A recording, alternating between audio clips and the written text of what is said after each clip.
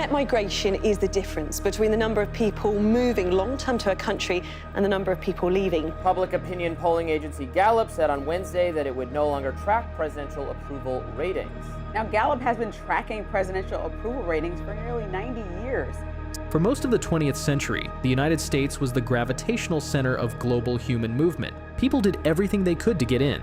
Visas, lotteries, decades of waiting, oceans crossed in single suitcases. But something has quietly inverted. A recent Gallup poll found that 1 in 5 Americans now say they would permanently leave the country if they could.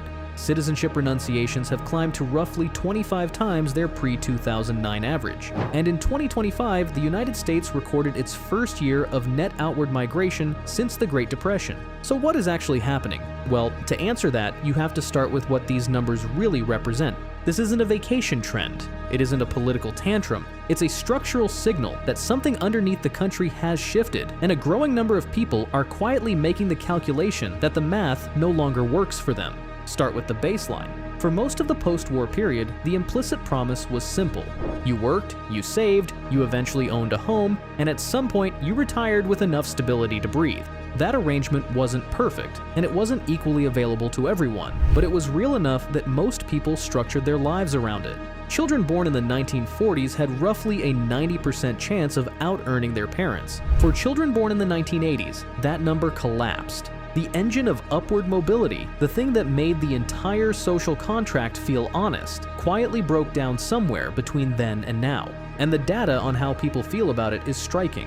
In May 2026, the University of Michigan Consumer Sentiment Index hit 44.8. That is the lowest reading since the survey began in November 1952, lower than the 1970s oil crisis, lower than 2008, lower than the pandemic, lower than every documented economic shock in 74 years. That is not the kind of number you get from a bad news cycle. That is the kind of number you get when a population has been steadily losing faith in the system around them for years, and the underlying conditions finally caught up to the mood. Then there's housing. Since 1985, median household income in the US has risen about 255%. In the same period, median home prices rose more than 415%. That gap is not a rounding error.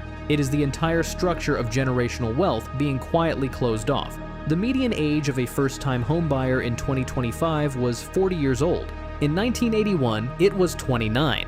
In other words, the country has added more than a decade of waiting onto the front of an entire life stage, and the math behind it is brutal.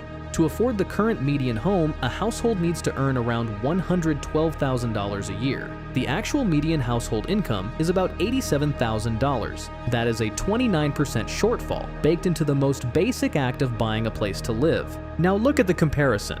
In Spain, the cost of living runs roughly 23% lower than the US, with rent in many cities about 40% cheaper. In Portugal, a single person can live comfortably on €1,200 to €1,900 per month. Groceries across Southern Europe cost roughly a third less than in the US. It's easy to see why someone would trade a high nominal salary for actual peace of mind. Then there's healthcare. The United States spends $14,885 per person on healthcare each year. The average across other wealthy nations is $5,967. That is 2.5 times more, for outcomes that are measurably worse. US life expectancy sits at 78.4 years. The OECD average is above 81, so Americans pay roughly 2.5 times more and they die younger. And it isn't because they use more care. They simply pay higher prices for the same services, filtered through an administrative layer so dense that one major hospital reportedly employs more billing clerks than it has beds.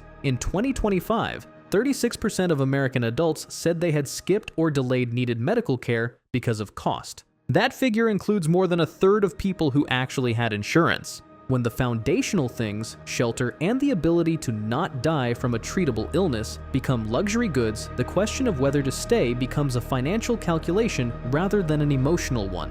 Then there's the issue of trust. The 44.8 sentiment reading is not really about gas prices or inflation expectations, even though those are the visible triggers. It is about a longer recognition. The recognition that the rules have been rewritten in slow motion, decade after decade, and that whatever political team happens to be in office, the underlying structure keeps producing the same outcome.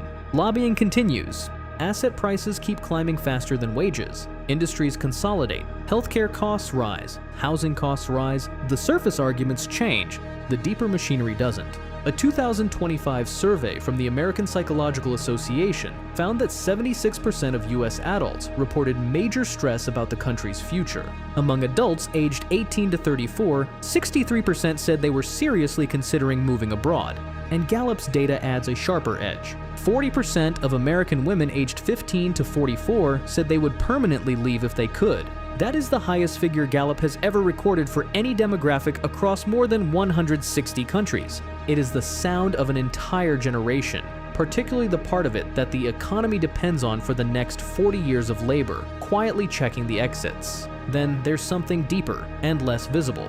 The exodus isn't being driven by the people you might expect. It isn't billionaires fleeing taxes. Around 70% of those renouncing citizenship cite day-to-day financial or bureaucratic frustration as their main reason, not tax avoidance. The majority are middle-income earners. Nearly 45% of new renouncers are now women.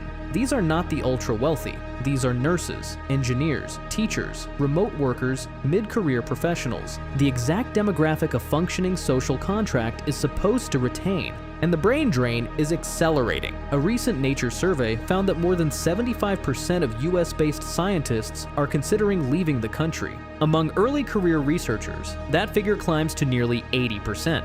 NIH grant funding for early career scientists fell from $2.2 billion in 2024 to $1.7 billion in 2025. International student enrollment dropped 17% in the fall of 2025. France, Belgium, and several other EU countries have launched programs specifically designed to recruit displaced American researchers. The combined economic cost of this outflow is already estimated in the billions. Then there's the cultural normalization. The subreddit r/AmirExit now sees around 171,000 weekly visitors. Attendance at the Move Abroad conference doubled in a single year. The share of US-based employees leaving their jobs to work abroad has more than doubled since 2021. Companies have sprung up specifically to consult people through the process. This is not a luxury vacation, it's an economic survival strategy. And society has started treating it as a reasonable financial decision rather than a radical lifestyle choice. Even the government itself seems to have noticed. In April 2026, the administrative fee to renounce US citizenship was reduced by 81%, from $2,350 down to $450. For years, that fee had been the highest renunciation fee in the world. Lowering it doesn't reverse the trend, it accelerates it. Then there's the global mirror image. For decades, when researchers asked migrants worldwide which country they most wanted to move to, the US dominated. In 2007 to 2009, around 24% of would-be migrants named the US as their preferred destination. By 2025, that number had fallen to 15%. The country is not only losing its own people, it is losing its magnetism. So step back and look at the full picture.